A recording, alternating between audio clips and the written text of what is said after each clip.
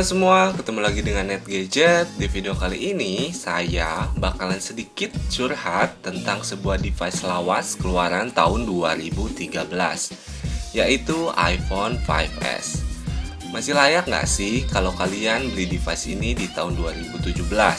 Yang notabene dibanding dengan smartphone lain, pastinya dari segi spek udah kalah jauh tertinggal. Saya udah pakai device ini sekitar 5 bulanan. So, inilah beberapa poin yang menurut saya iPhone 5s masih layak untuk dibeli di tahun 2017. Yang pertama, desainnya. Menurut saya, desainnya ini nggak jadul-jadul amat ya, masih bisa bersaing dengan desain smartphone keluaran tahun 2017. Udah pakai frame metal di sekujur bodinya yang biasa dipakai sama smartphone saat ini. Saya juga suka sih sama desain smartphone yang pakai bodi metal ketimbang pakai yang model plastik. Kelihatannya tuh lebih laki aja gitu, sama hand grip pada saat dipegangnya tuh enak dibanding yang plastik. Tapi kekurangannya bodi metal ini lebih cepat menghantarkan panas, apalagi iPhone 5s ini kalau dipakai ngegame itu panas, pakai banget. Jadi sekujur bodinya tuh panas banget kalau udah ngegame lumayan intens. Buat ngakalinnya ya mau nggak mau kalian harus pakai case biar panasnya nggak gitu kerasa ke tangan. Jadi dari sektor desain walaupun modelnya lawas tapi masih bisa diadu lah ya dengan smartphone saat ini. Kemudian yang kedua yaitu performa. Sama iPhone mah nggak usah ngomongin spek lah ya. Jauh di atas kertas, spek smartphone saat ini tuh udah gede-gede banget, jauh ninggalin spek iPhone saat ini. Yang lain udah pakai RAM 3GB, ini masih aja pakai RAM 1GB. Yang lain udah pakai baterai beribu-ribu mAh, yang ini masih tetap setia dengan 1500 mAh. Tapi dengan spek yang bisa dibilang ala kadarnya, iPhone 5s masih bisa kok menaklukkan segala medan. Multitasking, lanjai, gaming HD, sikat cuy. Untuk urusan performa sih saya nggak ada komplain sama sekali soal ini. Udah mantep lah kalau urusan performa. Kalau masih kurang, kalian bisa lihat di video kita sebelumnya tentang komparasi kecepatan iPhone 5s dengan device lain. Nah, ini yang ketiga, kamera. Ya, rata-rata orang menilai bagus atau enggaknya smartphone ini dari seberapa bagus hasil foto yang dihasilkan.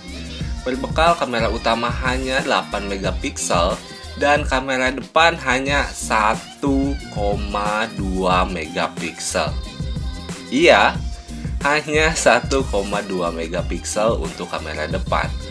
Kalau dibandingin sama kamera smartphone zaman sekarang mah 8 megapiksel mah jadul. Menurut saya untuk urusan kamera udah cukup bagus kalau kondisi banyak cahaya atau outdoor. Kamera depannya juga walau kecil, kalau kondisi oke sih hasilnya juga memuaskan kok. Dynamic range-nya juga lumayan, tone warna juga oke, detail juga lumayan. Tapi ingat sekali lagi, kalau kondisi dan pencahayaannya oke. Kalau kondisi low light, aduh, noise-nya udah muncul di mana-mana, apalagi kamera depannya. Perekaman video juga udah bisa 1080p di 30 fps. Cocok kok buat teman-teman yang suka bikin video di YouTube. Selain itu juga udah ada fitur slow-mo-nya. Yang saya nggak suka adalah fitur kameranya itu simple banget, nggak ada mode pro ataupun manual dan segala macamnya.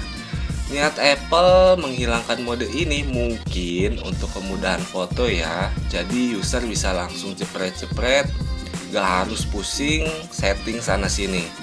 Tapi menurut saya pribadi ini menjadi salah satu kekurangan yang gak bisa ditolerir. Pasalnya saya perlu banget setting sana sini dulu biar sesuai dengan kondisi pencahayaan pas mau motret, biar hasilnya juga oke. Karena ketiadaan fitur ini, ya mau nggak mau saya harus ngerogoh kocek lagi buat beli aplikasi pihak ketiga buat nunjang fitur kamera yang saya butuhin. Duit lagi. Tapi overall untuk hasil video dan fotonya saya cukup puas kok. Dan ini yang terakhir, dan yang menurut saya paling penting, yaitu fitur keamanannya. Saya suka banget sama fitur keamanan iPhone, udah paling jos deh kalau menurut saya. Data-data semua aman tersimpan di iCloud. Selain itu, kalau iPhone kalian hilang atau digondol maling, kalian bisa cari itu iPhone dari kemana pakai fitur Find My iPhone. Selain bisa dilacak, kalian juga bisa langsung kunci itu iPhone dari jarak jauh. Kalau udah di lock gitu, yang maling sih udah gigit jari aja. Udah pasti nggak akan bisa dibuka, apalagi dipakai. 1:1.000.000 orang yang bisa bobol iPhone lock iCloud. Terus udah fingerprint juga kayak smartphone kekinian. Tapi fingerprintnya tuh nggak boleh kotor atau ada minyak dari tangan kita. Kalau udah ada minyak dari tangan kita, biasanya sih nggak kebaca sidik jarinya. Jadi harus dibersihin dulu fingerprint sensornya, baru dia bisa baca lagi. Mungkin karena teknologi fingerprint sensornya masih jadul, jadi nggak boleh kotor tuh si lingkaran fingerprintnya. Jadi, apakah masih worth it beli iPhone 5s di tahun 2017?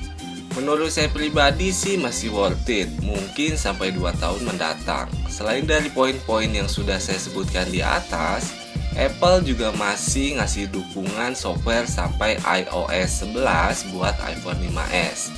Jadi tenang aja, jangan takut nggak kebagian pembaruan software dari Apple. Untuk harga barunya sendiri di sekitaran 3,5 jutaan di iBox, IMAX, dan Erapon. Kalau di counter-counter biasa bisa beda 1 jutaan lebih murah karena memang garansinya itu distributor. Dan kebanyakan dari garansi distributor ini adalah iPhone refurbished atau iPhone rusak yang diservis kembali oleh distributor dan dikemas dengan kemasan seperti baru. Jadi hati-hati buat teman-teman yang mau beli iPhone. Dimohon untuk lebih jeli dalam memilih iPhone. Mungkin itu aja sedikit curhatan dari saya pribadi tentang iPhone 5s. Terima kasih sudah menonton video ini. Semoga video ini bermanfaat. Jangan lupa like, komen, dan subscribe. Saya Isma Maulana. Peace out.